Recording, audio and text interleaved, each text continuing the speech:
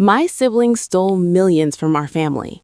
This is a story of family betrayal, greed, and patience.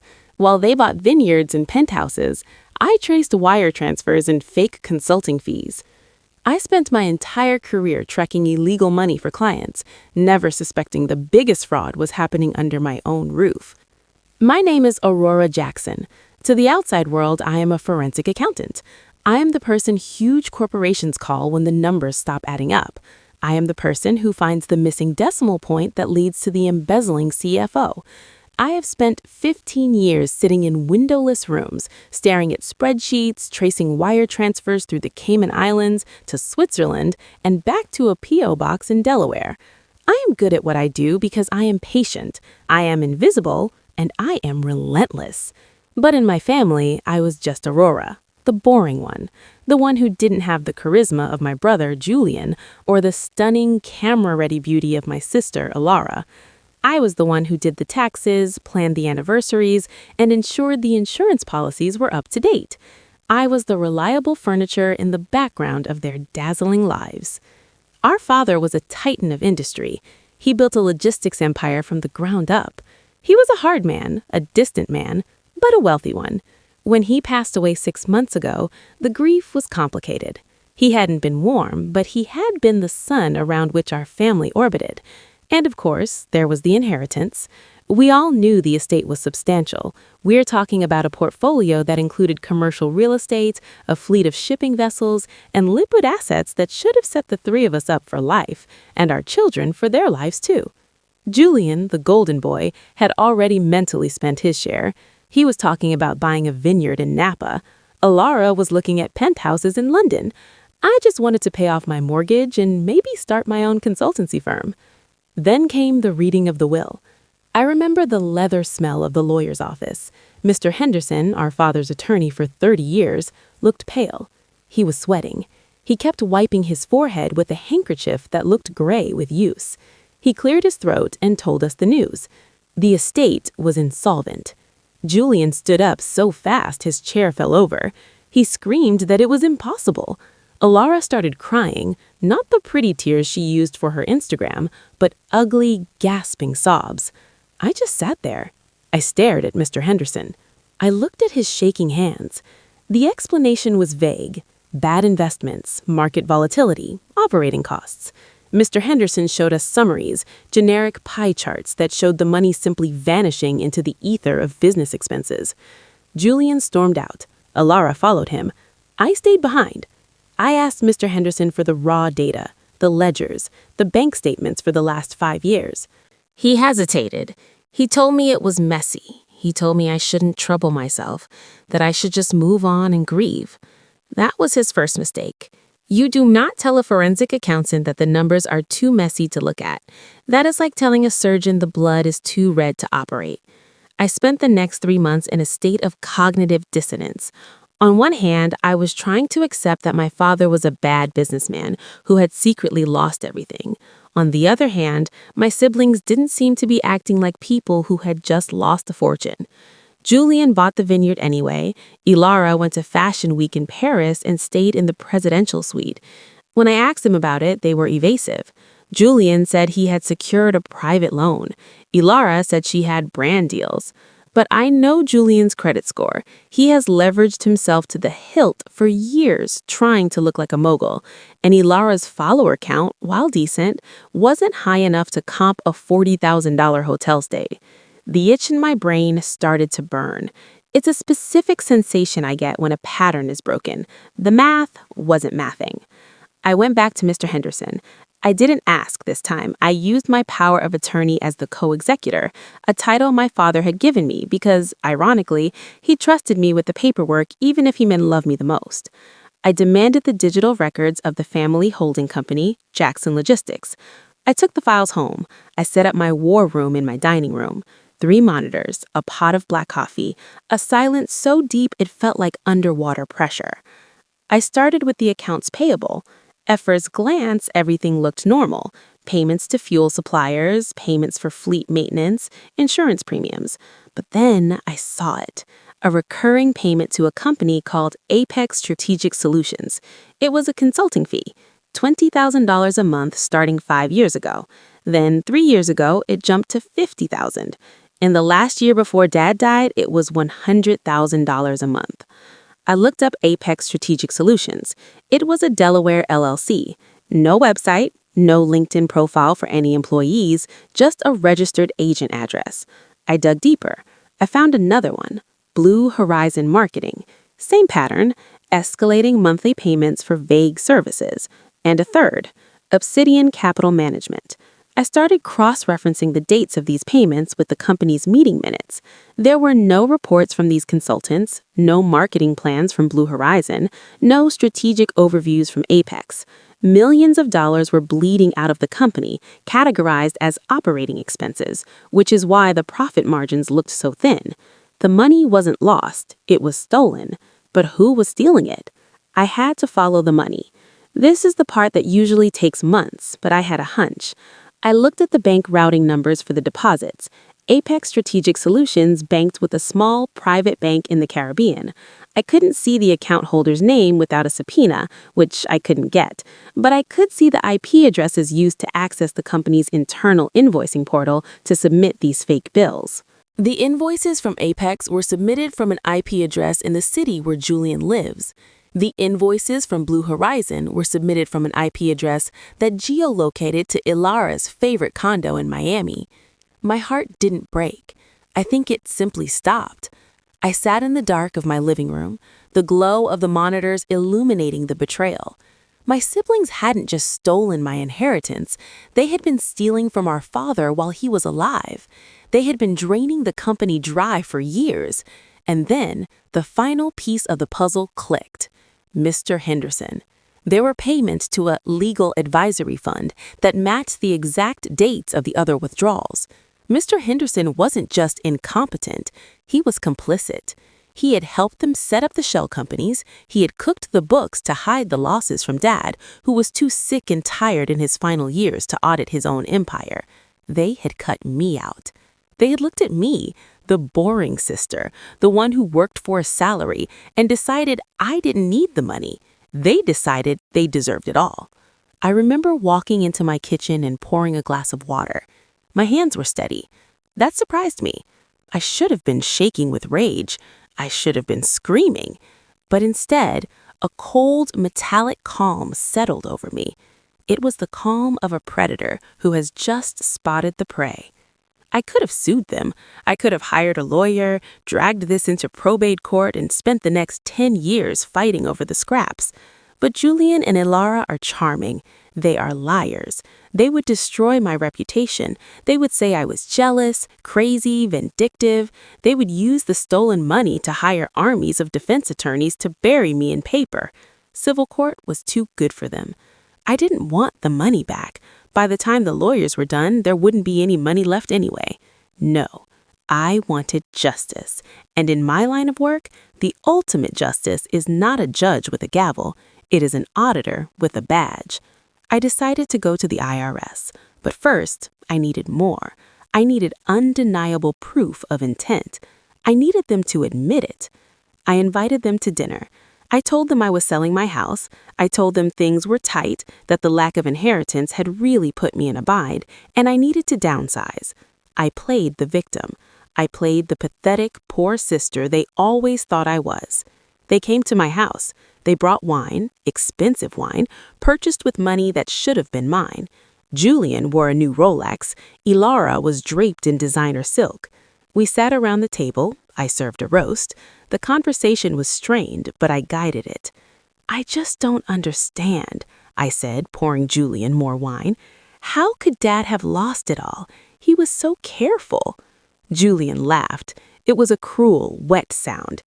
Dad was an old dinosaur, Aurora. He didn't understand modern finance. He lost his touch. It's terrifying, I said, widening my eyes. I mean, I'm looking at bankruptcy if I don't sell this place. I wish I had been savvy like you guys. You always seem to land on your feet. Ilara smirked. She reached across the table and patted my hand. Her nails were perfectly manicured. Some people are just built for business, sweetie. You're a worker. There's nothing wrong with that. But surely, I pressed, There must be something left. Some account he forgot? Julian exchanged a look with Alara, a look of shared toxic secrecy. Aurora, Julian said, leaning back, you need to stop digging. The money is gone. But, he paused, looking at Alara, maybe we can help you out, alone, to help you move. Alone? I asked. Yeah, Julian said. I've had some returns on my investments come in recently. I could spot you 10 grand. But you'd have to sign a non-disclosure agreement. Just family stuff. We don't want you going around telling people we're supporting you. It looks bad for the brand. Returns on investments? I asked innocently. From where? I thought the market was down. Offshore, Julian bragged. The alcohol was loosening his tongue. Smart money moves to tax-friendly zones. Dad didn't get that. We diversified early. Smart, I whispered. So you guys have accounts where? Cayman? In Panama, Alara giggled. It's so easy, Aura. You just open a company, bill the old man's logistics firm for consulting, and poof, tax-free income. Julian kicked her under the table. I saw the tablecloth move. Shut up, Alara. What? She slurred. She's our sister. She's not going to tell the cops. No, I said, gripping my napkin under the table. I'm not going to tell the cops. I didn't tell them that my phone was recording. I didn't tell them that a second recorder was taped to the underside of the dining table. And I certainly didn't tell them that while they were eating my roast, a script I had written was currently running on my laptop upstairs, scraping the metadata from the shared family cloud drive they had foolishly synced their devices to. I let them leave. I hugged them at the door. I watched them drive away in their luxury cars. Then I went to work. I spent the next 2 weeks compiling what is known as a whistleblower package. In the United States, the IRS has a program. If you report tax evasion and the amount in dispute exceeds $2 million, you aren't just a snitch, you are a partner, and you are entitled to a percentage of what the government recovers, usually between 15 and 30%. My siblings hadn't just stolen from me, they had stolen from the United States government. They hadn't paid taxes on any of the millions they siphoned off through those shell companies. They hadn't declared the offshore accounts. They had committed wire fraud, tax fraud, and money laundering. I prepared Form 211. I attached an executive summary that was 40 pages long. I laid it out like a story for the agents. Section 1, the scheme. I detailed the creation of Apex, Blue Horizon, and Obsidian. I provided the dates of incorporation. Section 2, the flow of funds. I created flowcharts showing the money leaving Jackson Logistics, hitting the Delaware LLCs, and bouncing to the Caribbean. Section 3, the integration. This was the kill shot. I showed how the money came back. The loans from the offshore companies to Julian's real estate business. The consulting fees paid to Alara's personal brand. Section 4, the evidence. I included the recording from the dinner. You just open a company, bill the old man, and poof. I also included Mr. Henderson's role. I threw him to the wolves too. He had violated his fiduciary duty and he had facilitated tax evasion. I printed it all out. It was a heavy box. I sealed it. I mailed it via certified mail to the IRS whistleblower office in Washington, D.C. Then I waited. The waiting is the hardest part. The government moves slowly. Weeks turned into months. I had to see my siblings at holidays. I had to listen to Julian brag about his new boat. I had to watch Alara post pictures of her new jewelry. They treated me with pity. They asked if I had sold my house yet. I told them I was working on a solution. 6 months passed. I started to worry that I had missed something. Maybe they had paid someone off. Maybe the IRS was too understaffed to care. Then came the Tuesday that changed everything. I was at my actual job, analyzing a client's ledger, when my phone buzzed. It was a text from Julian. Call me, now. Then another. Aurora, pick up the phone. Then a call from Alara. I let it go to voicemail. I checked the news. Nothing yet. I logged into my social media. Alara had posted a story an hour ago. It was just a black screen with the caption, "Please pray for us. Big misunderstanding." I smiled. I took a sip of my coffee. I called Julian back. "Aurora!" he screamed. He sounded like a cornered animal. "They're here! They're taking everything!" "Who is, Julian? Slow down." "The feds, the IRS. They kicked in the door at 6 a.m. They have guns, Aurora. They're taking the computers. They're freezing the accounts. They raided Mr. Henderson's office too." "Oh my God," I said, putting exactly zero emotion into my voice. "Why would they do that?" "They know," he sobbed. "They have everything. They showed me a chart, Aurora, a flow chart. It looks exactly like the ones you make for work. They know about Apex. They know about Panama." "That sounds serious, Julian. You have to help us. You know these people. You speak their language. You have to come down here and explain to them that it was aggressive tax planning. It wasn't fraud." "Julian," I said softly, "I can't help you." "Why not? We're family." "Because," I said, and I allowed myself, for the first time in my life, to sound exactly as dangerous as I actually am. "Because I'm the one who sent them the flowchart." Silence. Absolute, heavy silence on the other end of the line. "What?" he whispered. "I found the ledgers, Julian. I found the shell companies. You stole my inheritance. You stole Dad's legacy, and you treated me like I was stupid. You forgot that I track money for a living. You left a trail a mile wide." You witch," he hissed. "You ratted on your own brother? For what? You won't get a dime. The government will take it all." "Actually," I corrected him, "under the IRS whistleblower program, Section 7623B, I am entitled to up to 30% of the collected proceeds, including penalties and interest. Since you stole roughly $12 million, and the penalties for willful tax evasion can be up to 75% plus jail time, I did the math. My share of the reward will be roughly $4 million. Which, coincidentally, is exactly what my share of the inheritance should have been." He didn't say anything. I heard a voice in the background, an agent, telling him to put the phone down. "Goodbye, Julian," I said. "Enjoy the audit." I hung up. The fallout was spectacular. Because Mr. Henderson was a lawyer, the case attracted media attention. It unraveled a whole network of local tax evasion schemes he had set up for other wealthy families. Julian and Alara turned on each other immediately. Julian claimed Alara spent all the money and pressured him into the scheme. Alara claimed Julian was the mastermind and she was just a girl who didn't understand finance. The IRS didn't care. They are a cold machine. They looked at the signatures. They looked at the IP addresses. Mr. Henderson lost his license and is currently serving 5 years in federal prison. Julian bought 4 years. His vineyard was seized and auctioned off to pay his back taxes and penalties. Alara got 3 years. Her reputation was destroyed. It turns out her followers didn't like finding out that her self-made lifestyle was funded by stealing from her dead father's company. As for me, I kept my house. I didn't have to sell. The whistleblower process is long. It took 2 years for the check to arrive, but when it did, it was sweet.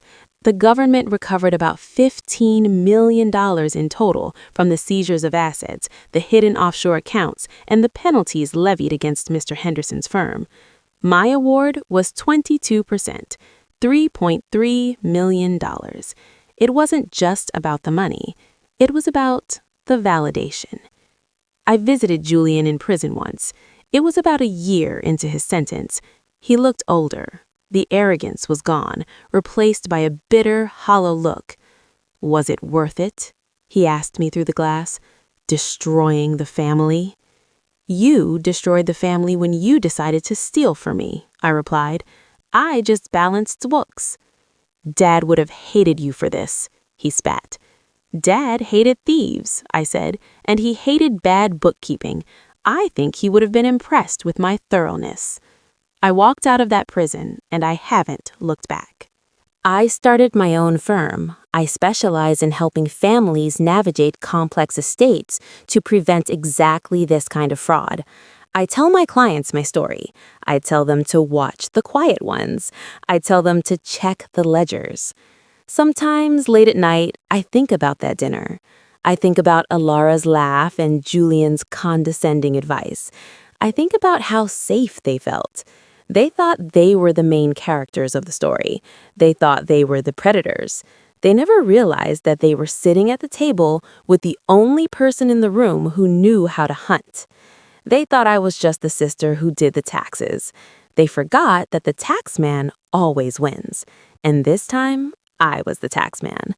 So, to anyone out there who thinks they can screw over the quiet sibling or the boring accountant in the family, think twice. We know where the bodies are buried.